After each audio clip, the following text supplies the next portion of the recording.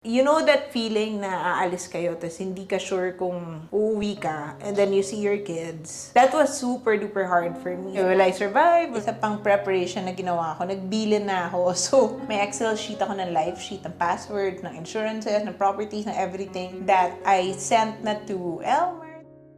Sino ka mukha? Mukha ko. Hello, Jane. Yan ko. So beautiful, our baby girl.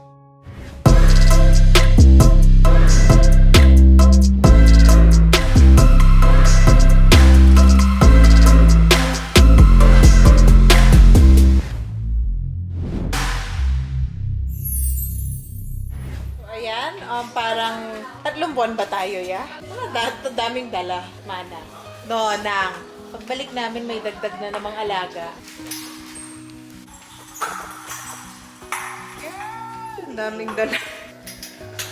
Bye! Ingat. Ingat! Kuy, tabangi. Pushcart. Ay, katod. Sige, bye! First time ko pinabuhat ang bagyo.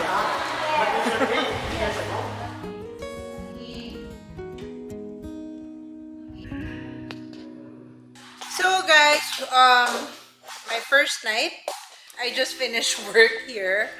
Nag-work pa rin po ako. So you can see my light setup is there. And then I'm here because I did a makeup vlog. Na hindi siya vlog, a makeup live with a brand. So ayun, I still booked jobs. Tomorrow full day, I don't know, baka may mga tests ako. I had my blood test. I had for the matching, and then I had the clotting. And then, nagtrabaho pa rin po ako dito. As you can see, may lights ako. I have this stand because I did a makeup live for a brand with J Canvas. It was fun. At least hindi ako na-bored. Hindi ako nakahiga-higa lang. Hindi ko rin naman kayang higa-higa. Kaya nga yung 3 months na bed rest is the hardest for me. But it's good that I'm still able to do work even if I'm just in bed. The brands I work with are okay with me doing my job from the bed. It's time to relax. We finished dinner na. Maaga talaga kami mag-dinner kasi nasanay kami, may kids kami. Technically 2 more days before I meet. 1 day, 1 full day, and then morning before I meet this little one. Okay for us.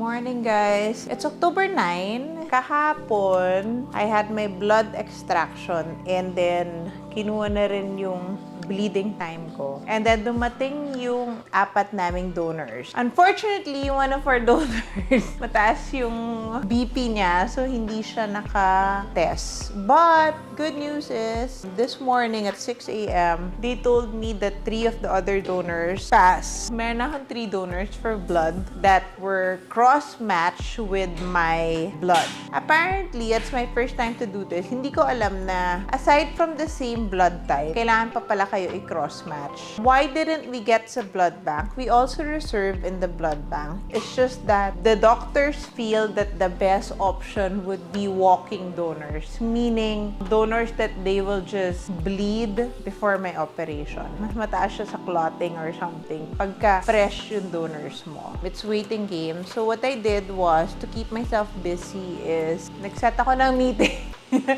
Hanggang gabi, may meeting ako ng 11 kasi yung ka-meet ko sa abroad. So, rather than, ang dami ko iniisip, dami ako nag-worry. So, I set my meeting at 11 p.m. which is also the time na I have to take a snack because kung CS ka, or I think kung mga anak ka in general, kailangan may fasting ka. So, may fasting ako. So, tomorrow, our goal is to give birth at October 10, 10 a.m. Last night, nilagnat si Blanca. So, hindi ako masyado nakatulog. Hindi naman lagnat. Sa akin kasi basta sumampa ka ng 37 something, may sinat ka na, hindi ko napapaabutin ng 38 yan. Always inaano siya, pinupunasan. I also asked if she can have her paracetamol. Wala namang time na may sakit yung anak ko tapos wala ako doon. I'm always with them when they are sick. Actually, I'm always with them, period, diba? May ilang times lang na I got hospitalized or with Bas nang nakakoy blanca or pumunta ako Manila. Na-stress ako kagabi dahil nga nilagnat siya. Sinat lang. Hindi umakyat ng 38. So, we're monitoring her. But now, okay na siya. She usually gets a temperature when she is teething. But si Blanca kasi, kaya mas nag-worry ako dahil hindi talaga siya sakitin. She's already 2 years old. She only got sick once and that's only overnight. Hirap, no? Parang you have to be in so many places at one time. It's more in the waiting for today. I like it here. You know, before, inisip ko dahil taga Manila ako, diba? I would probably have my birth in Manila. But after the service, I got in Cebu. Parang the nurses are always smiling. They're always maasikaso, diba? Some of them even message me on social media. They're very, very accommodating. And I feel safe. It's pandemic, but I really feel safe here. For those pregnant people who are planning to, well, hindi naman plano yun. Kailangan yung mga anak na kayo, diba? During the pandemic. Yeah, you have to get a swab before they admit you. Also, my husband, pinaswab ko. And Yaya also. Wala naman ako nakikitang, hindi rin puno yung area. So, hindi nakakatakot. Actually, wala akong nakasalubong on my way here. I'll keep you guys updated. You will meet her soon. I'm also very, very, very, very, very excited to see her. So, it's October 9 at night. So, I have to fast in 3 hours. It's 9 p.m. na ba? 9 p.m. 12, I have to fast. To be honest, last night, di ako nakatulog because Blanca has a fever. We think she has roseola. Siyempre, first time na yung anak ko may sakit, wala ako, which makes it difficult for me. So, di ako nakatulog. Today, she's much better. I asked for stronger medicine for her. So, mas controlled. Out of the 4 donors, 3 passed, and then they are now in a hotel near the hospital. They said they're gonna pick me up here at 6. Maliligo ako and makikilay ako ng 5. They're gonna bring me down to the delivery room. 6 o'clock pala here, lalagyan ako ng swero. I'm gonna do epidural, which I did with 2 kids. You know, at my age, I really don't want na naghihirap na ako sa ganito, diba? Yung mga, I really have like the highest respect for those na nag-water birth, ganyan. Pero, I'm close to 40, I'm a year to 40. Just give me the easiest way and I would do that. So, yes, I'm doing epidural and I also requested for EMLA, meaning anesthesia sa topical. For Bas naman, I think masyado kong dinama, but hindi pa rin naman mahirap as walking, as carrying him. Tomorrow, 6, I should be doing my prep already. 5, maligo na ako. We're gunning for October 10, 10 a.m. Aray ko, anak. I'd like to say pray for me, but by the time na makita nyo to, nanganak na ako. So, I know na that you guys are praying for me kasi hindi naman nakaabot ng ganito kung hindi nyo ako pinagdasal, diba? I have everything ready. I have their cord and blood collection kit because I get their stem cord ba tawag doon. Okay, bye guys!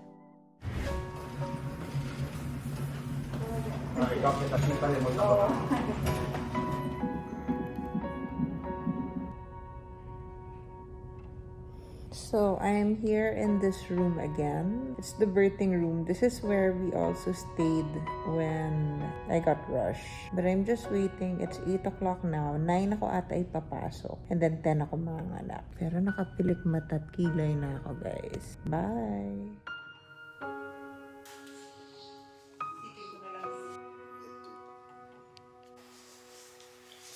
Hey guys, October 11 and it's 6 a.m.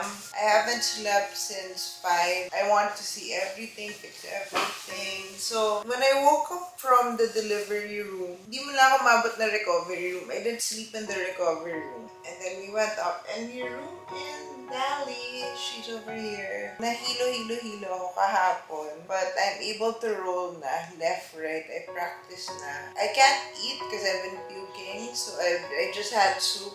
I'll try to rest today kasi low blood ako. And they'll also find out with my new CBC if they need to put more blood on me. Night guys, I'll try to nap. Mukha ko. Hello, Jane. Sige lang. It's my second day and I stood up, I walked from there to here. Kaya naman, but I'm so dizzy now. Say hi. Oh, so beautiful, our baby girl. Yes, ma'am. First bag po. Shades ako kasi I'm sensitive ko sa light. Yung side effects niyan sa sa anesthesia. Hindi ako cool, ate. Gano'n katagal yan? 4 hours po. If you have like, may fever, may rash, more black acid. Normal. O, yun yung blood transfusion reaction. Hello, it's me again. One of the really most challenging na delivery, so I'll talk more about it later. But today is October 12, so 2 days after we delivered. Wala akong voice kasi nagpuyat din ako because Blanca was sick also, but now she's better. And now I have to do payroll. We cannot escape our work. But yeah, I can walk, I can eat na, hindi na ako nahihilot, hindi na ako naka-shapes. We're back to work. But tapos na yung blood transfusion and they're just finishing this and then we are good to go. We're gonna be released tomorrow. Or so, nag-cry na siya. I have to go because I have to breastfeed. So anyways, the next part is really just, na-prepare ko na on our side. Nag-psychologist pa ako, guys, because my doctor wanted to make sure na I was ready for that decision of taking out my uterus. But, you know, I am an IVF person. I stored my eggs before marriage. So that was always in my mind, surrogacy. Although it's not legal here in the Philippines, but abroad. So parating na sa utak ko yun. Yung hindi nga ako normal na tao na ang goal ko is find someone, magpakasal, ganyan. I stored my eggs thinking na baka one day hindi ako mag-asawa, but I want kids. I really love kids. I want to have kids. At least, meron ako, pwede akong magkaanak, diba? Whether surrogacy. So, it was always in the options. So, hindi ko siya naging issue. But I did talk to a psychologist about it. You know, just like how this pregnancy went, it's really God's thing. So, sabi ko nga, everything else I can prepare for, humanly possible, na I can try to prepare for, but the rest of my worries, I really just have to ibigay ko sa dasal, and humingi ako ng maraming dasal from you guys because I knew what I was getting into. I think the hardest day for me was leaving. Kaya ako nag-book ng work sa hospital because I don't wanna sulk. You know that feeling na aalis kayo tapos hindi ka sure kung uuwi ka and then you see your kids. That was super duper hard for me. Hindi ko alam will I survive? But you know, you just trust your doctors, you believe in them, and they didn't fail me. Also, I really want to say thank you to the whole medical team. Pagbalik ko, parang everybody was just so happy that I made it to 37 because apparently when you bleed first, there's a big chance you will bleed again. I think the biggest part that was hard for me was prepping to go to the hospital. Tapos not knowing, ano ba, pagbalik ko, okay ba ako? Okay ba kami? We met our date. Actually, when our pedia visited, si Ed Serafica, si Doc Ed, he was saying na, I'm so proud that we made it because, you know, a lot of times, more often than not, pagka nag-first bleeding ka, magsa-second bleeding ka. So, delikado talaga ako noon. We prepared everything from our side, even the pedia side, even my side. May mga extra doctors nga kami. I just had to, it was 3 months na mahirap talaga because you don't know, every day you're wishing, kaya nga, di ba, parati ako nagre-remind to pray because lahat ng pwede kong i-plan, na-plan ko naman. Pero, there's still a chance, diba? And that chance, isa lang naman talaga makakaayos nun. Yung Diyos lang naman talaga yung makakasabi kung, you know, we'll make it through the winter. Diba? Sabi ni Madonna sa Wilderness. Ayun, we made it, but it was scary. I remember packing for the baby and packing for myself. Tapos kailangan ko i-pack yung going home clothes namin from the hospital. And parang naiiyak ako nung pinapack ko yun kasi nisip ko, kahit na ano pang suot ko, basta makauwi lang ako, diba? Eh, dati kailangan full outfit, pero nag-full outfit pa rin ako. Pero, yun nga, parang iba na yung concerns mo na, nung nagpapack ako noon, inisip ko na lang, sana magamit ko siya, sana makauwi ako, sana makauwi yung baby. Although, I'm always positive, I'm thinking, yes, we will make it. Also, when you're in that situation, I really expect you guys to do a research on the hospital. Since you know, I'm I'm from Manila. So, laki akong Manila. Wala akong alam talaga sa Cebu. During my first pregnancy, I was planning to really give birth in Manila. But, binigay talaga yung mga doctors na swak sa akin. Swak yung pedya ko sa akin. You know, this is the pedya who will answer my call at 2 a.m. dahil nagpapanik ako may rashes yung bata. You know, he really understands and loves his job. Tinet, my OB, has gone above and beyond. Not just making the whole star team that took care of me and the baby, but even yung mga random na kwentuhan ko, we talk about. I would consider na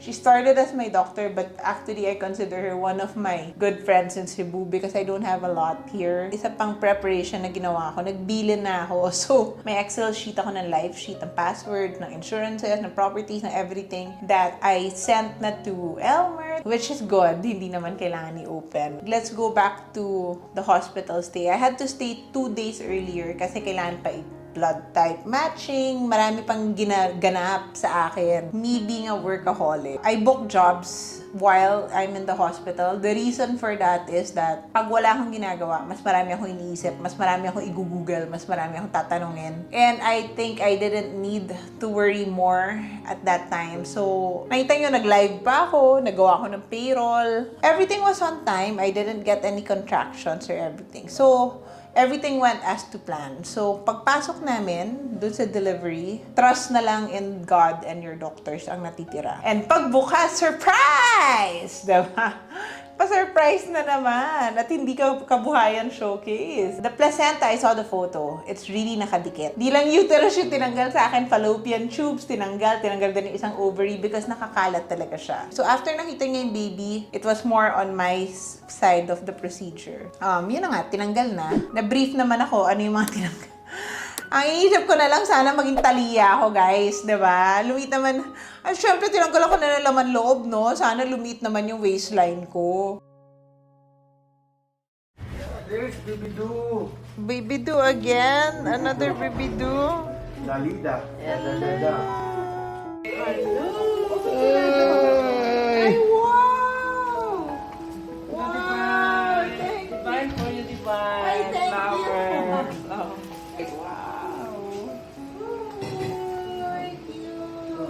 Wow! Thank you. Yes.